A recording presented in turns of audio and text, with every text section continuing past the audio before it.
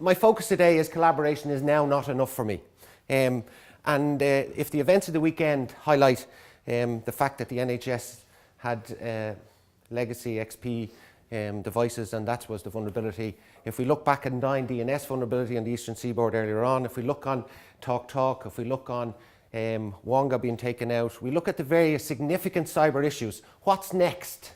Because it will happen within the next 3 to 4 months. And while we prepare for GDPR, which for policing will be a nightmare, what are we going to do?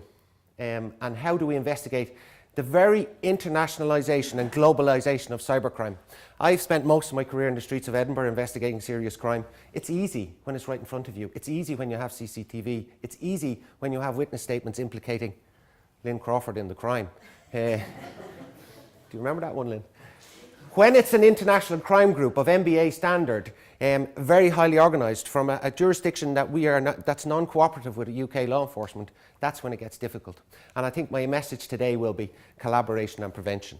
So yes, we need to speak about WannaCry. I'll whistle through this in regards to the current landscape. Who works in IT in the audience? Everybody. So I'm preaching to the converted. Who banks online in the audience? Everybody. Who uses a VPN to bank online? Interesting.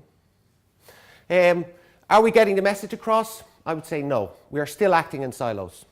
I have no doubt that you in your industry, wherever you are, a CISO, an ISO, SOC personnel, an architect solution, we are still not helping each other as well as we can to prevent the likes of last weekend's issue. And I think we need to collaborate more. And there's some fantastic societies in regards to the Snort Club, Stu Hurst Skyscanner Meetup, the Blockchain Group, and you need to release your resources to collaborate more across the various personnel that are employed in keeping Scotland and the UK safe. And that's the challenge for policing, and we really have a challenge. We've gone through that horrible organisational change of merging 9 forces into 1. We're now the 2nd biggest force in the UK, and what's our digital response? We're looking at that under a fine microscope at the moment. Crime has moved online.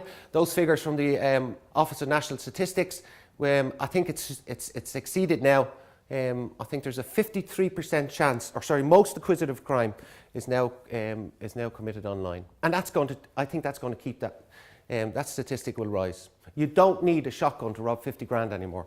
And as you saw over the weekend in regards to Bitcoin and tracing Bitcoin, that's the challenge. We will get there because, like Silk Road and like what was his name, Judge Dredd or Ross Ulbricht, when you embarrass a government into the money gained from the sale of Class A drugs, as he did in Silk Road, you will have the resources that will be pointed. So we will get there with blockchain, and we will get there with Bitcoin and IP addresses and Bitcoin exchanges, but it is a challenge for us.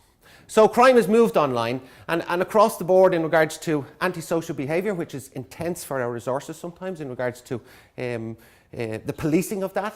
And those of you with teenage children or younger children, have you ever tried to relieve them of their laptop? They are now living their lives online. Their phone they grew up with, that's part of their life. And even it was on the news this morning in regards to the amount of time that our young children are spending on devices.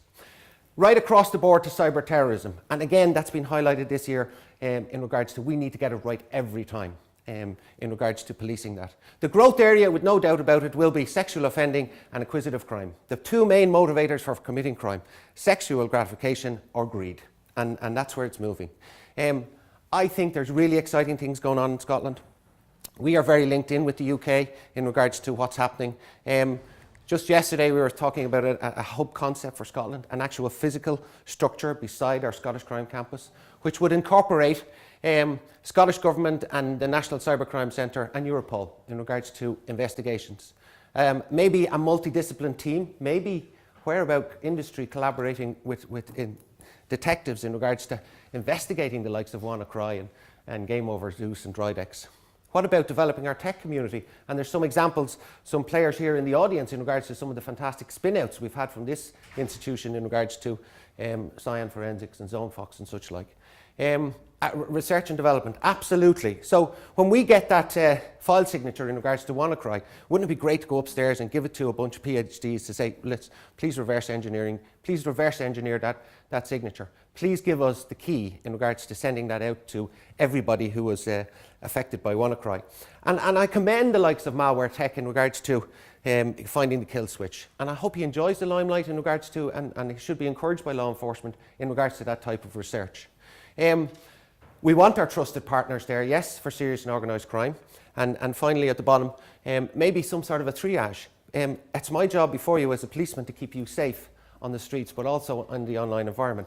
And sometimes the perception of crime can be very corrosive, and we can, and I would envisage, or hopefully see, maybe some university students from our 16 universities, some people on secondment from industry, some people from government and the police working together to deal with those type of calls that not necessarily require an investigation, but can give the right advice to comfort that caller.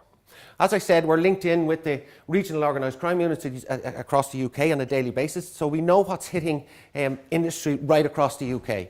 Operation Falcon is London's answer to digital crime, and we link in with the National Cybercrime Unit, Europol, and of course the FBI. It's global, really, in regards to the type of crime we're facing. And that's the difficulty when it's across international borders, and it's in jurisdictions that you don't have to set foot in Scotland to commit this crime, as we've seen this week. So for me, it's a growing threat absolutely to business.